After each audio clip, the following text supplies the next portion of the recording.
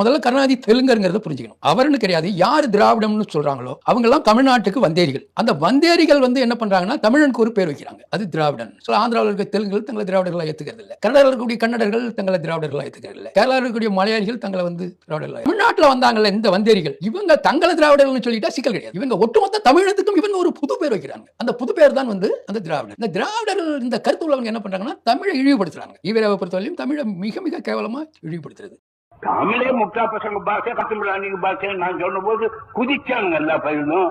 2000 வருஷமா நமக்கு என்ன இருக்குது அப்படி ஒன்று இருக்குன்னா எது குரல்ல பாப்பியா, நாலடியார்ல பாப்பியா, ராமாயணத்துல பாப்பியா, பாரதத்துல பாப்பியா, சங்க இலக்கிய வெங்காயம் அதுவில விழாவை நீ பார்க்க முடியுமா?